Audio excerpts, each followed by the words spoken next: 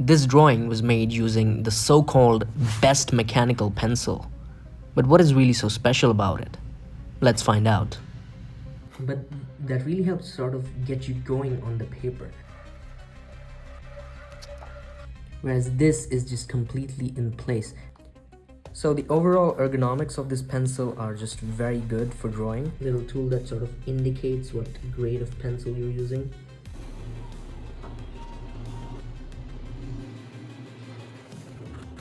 Shading with this pencil feels amazing. It's just really easy to control.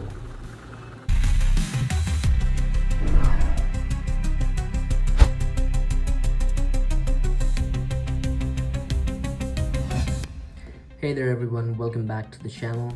If you're an artist, designer, or just love the feel of a pencil on paper, then this video is for you. So have you ever wondered if getting expensive pencils or just anything better than the regular plastic mechanical pencils you get at the stationery might actually improve your drawing?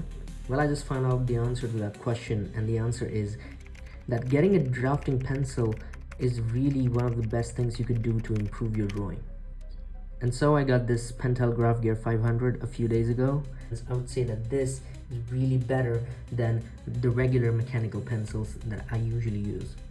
Firstly, because of the metal body and the fact that it is heavier in the front, so it's not perfectly balanced, but that really helps sort of get you going on the paper, as in it sort of forces you to draw and hold it properly. The metal grip also really helps out here, as it is very comfortable to hold in the hand, and so you won't get tired even if you're drawing for long periods of time. Now let's just test how it performs on paper.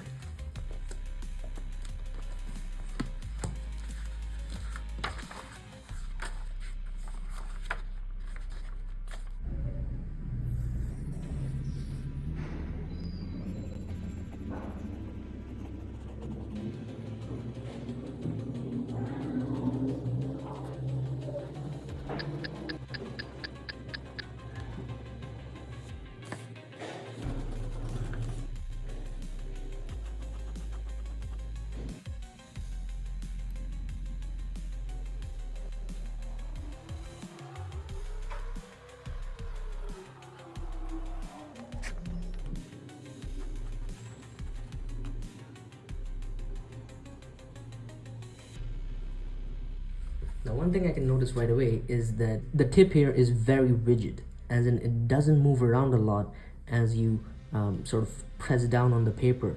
But if you were to use a regular mechanical pencil in comparison, this is the 0.5 millimeter Faber-Castell mechanical pencil, and you can see that the lead moves around as you sort of press it down on the paper, and it's very wobbly, whereas this is just completely in place, and so that really helps you sort of get precise lines on paper. If I were to compare the lines that I just drew with this mechanical pencil, you will see what I mean here.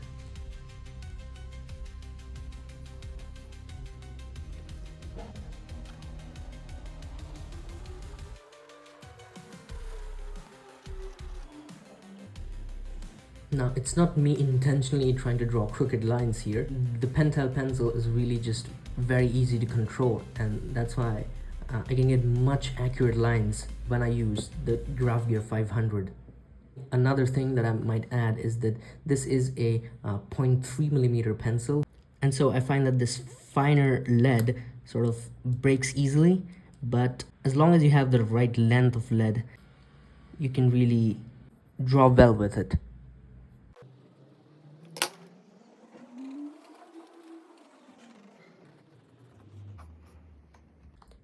So the overall ergonomics of this pencil are just very good for drawing. That's why it's mostly used by architects. And the 0.3 millimeter lead, I just find that it's perfect for drawing, because usually most people work on either A5 or A4 size paper, and this size of the lead can really help you get in some really fine details. Oh yeah, and I forgot to mention that this is the 2B lead I'm using in both of these. This pencil comes with this little tool that sort of indicates what grade of pencil you're using. since I'm using the bold here, I'll just move it over to the B. There you go. You need to sort of hold this thing in place in order to move it. So that's just a little comparison, but let's see now how it performs when you're actually drawing with it.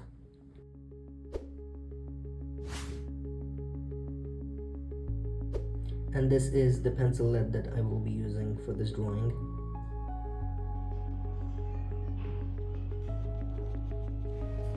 So this is the very first drawing that I made using this pencil, and that's quite surprising because it turned out to be really good, as you'll see later on.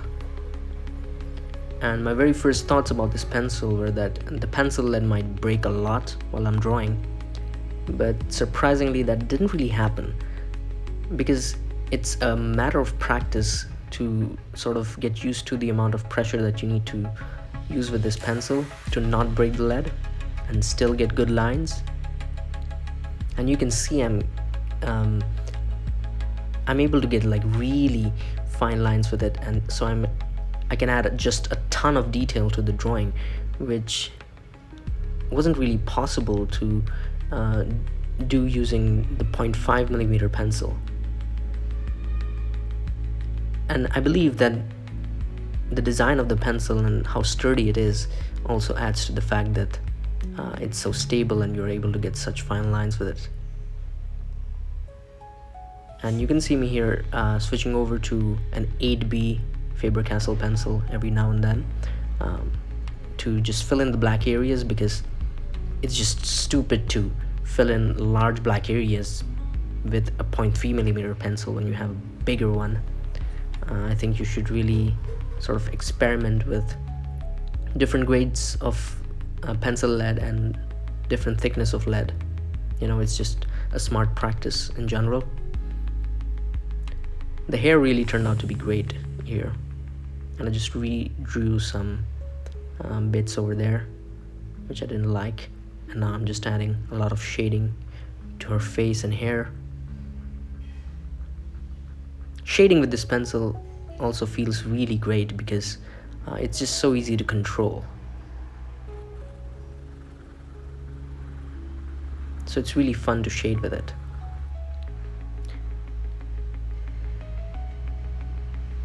And I think you should really try it out. I mean, this pencil will really take your art to the next level if you've never used it before. Usually I would never think of drawing such a complicated drawing using just a pencil in one step, in one go like this, but I was able to do it with this one, so I think it's really great in my opinion. And we're already done with the drawing here. So comment below what you think about this drawing and what do you think about this pencil. I'll leave the link to purchase this pencil down in the description. And if you enjoyed this video, do check out other videos on my channel. And yeah, thanks for watching. I'll see you in the next one.